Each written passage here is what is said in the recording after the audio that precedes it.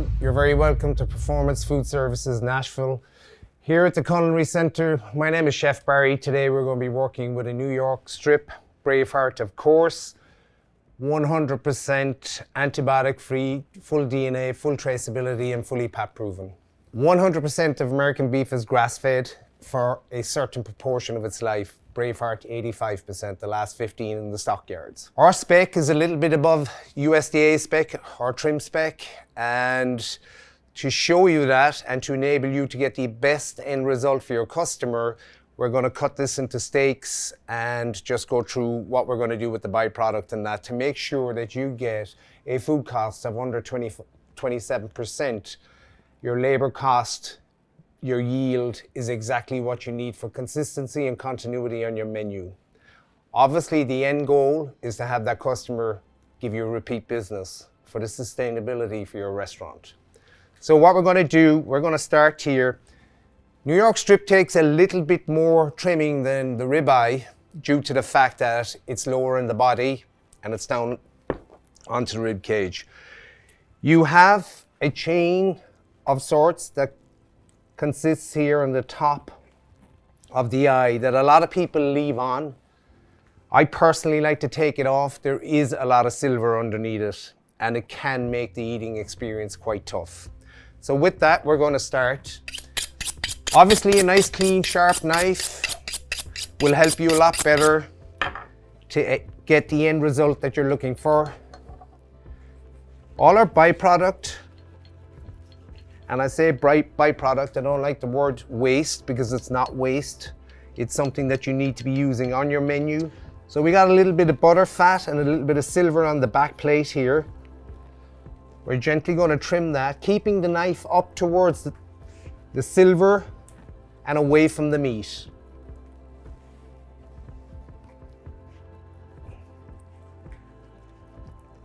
To get the best end result, if you take them straight from the fridge and work with them when they're cold, it'll help you enormously. You're not going to be using warm fat that's sliding in your hand.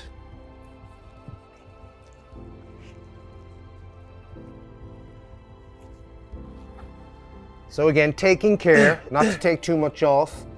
What we do want, any little piece of sinew or silver that's going to impair that steak for your customer.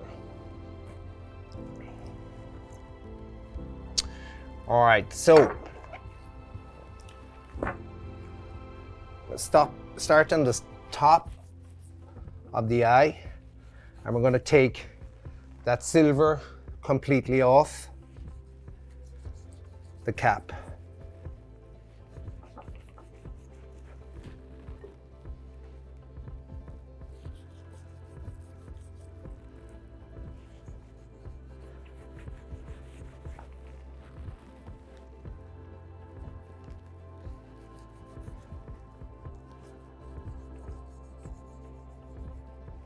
So gently leaving your knife do all the work. So that chain or connective tissue will start here. And like I said, you have a lot of silver that's in under the fat cap.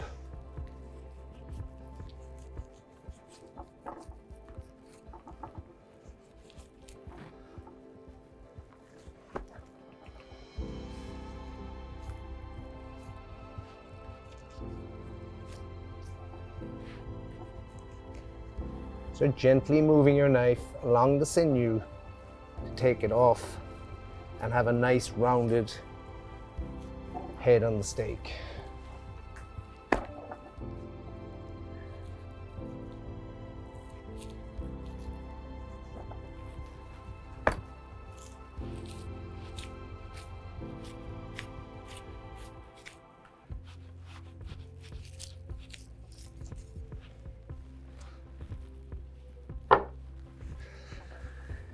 Now we're just going to trim up the little pieces that are left there.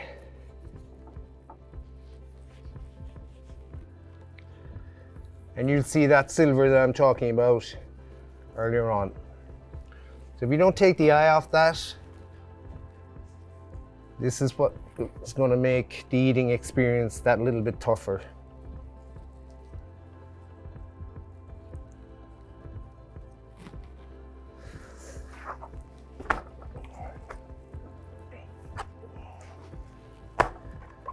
Now we have a nice, clean, rounded eye. We've no silver on it. A little bit of sinew there. We just remove that again with a nice, clean, sharp knife. Okay, so your byproduct off the sirloin, I would typically use in burgers. It's probably the cheapest out of all the primals, and it's a little bit more fattier than the norm. I'm just taking a little bit of fat cap off. Again, render down your fat, or use it to make gnocchi or biscuits. You know, if you've got a lot of, we'll say you're using briskets, you're taking a bit of fat off it, you're taking some of the trim off it, grind it, and rub it into your flour and make brisket biscuits. In this case, you can make sirloin biscuits. That's something that you could put on your menu with maybe a nice piece of sirloin. Okay, this is the vein end. Typically, this is not something that you're going to give as a steak. You're going to have it on every sirloin that you have, whether it's Braveheart or anything else. You have a vein end in here, and it's roughly one steak down, depending on how thick you're cutting them. But we're going to try and clear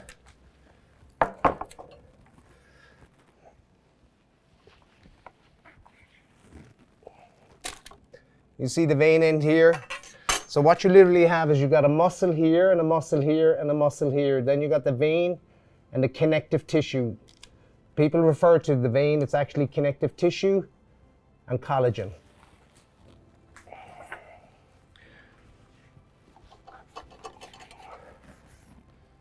So take a little bit of fat off the tail, and we're going to cut our steaks. So again, you're going to be cutting steaks to whatever you need on your menu or whatever specified on your menu.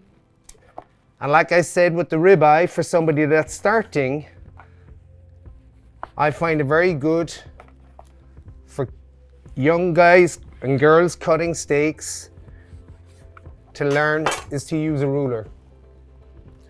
And you can come in an inch, it'll weigh it, and it'll give you a consistent steak on your menu. Depending on the weights and the sizes, you alter the measurement.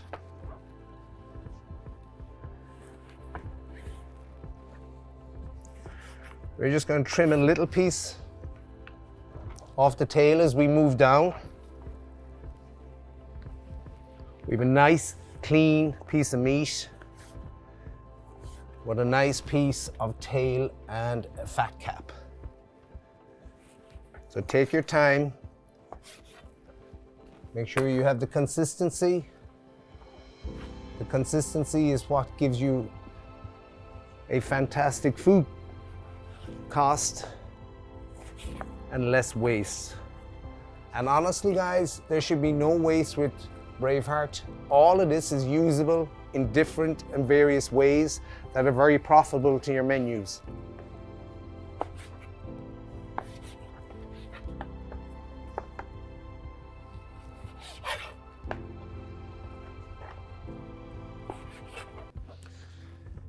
So there you have it, guys. That is Braveheart New York Strip. You've got a nice clean steak here. You don't have any byproduct that's left on it because it is connective tissue. You have the silverine under the connective tissue. We've removed all that. We've left a lovely white buttery fat cap and a nice piece of tail. Whatever size you're cutting them will depend on what's on your menu. It's imperative that you use all of this. I can't say it enough times. Gnocchi, biscuits, rendering it down, baste your burger buns with it, make a gnocchi, a pasta out of it, and the biscuits, like I said, if you want to do a sirloin biscuit, freeze it, put it through the grinder. Gnocchi, you use it instead of using oil. Biscuits, you're going to use it instead of using lard or butter. So that's the end of our sirloin. It's imperative that we use the byproduct and get 100% yield on the Braveheart sirloin.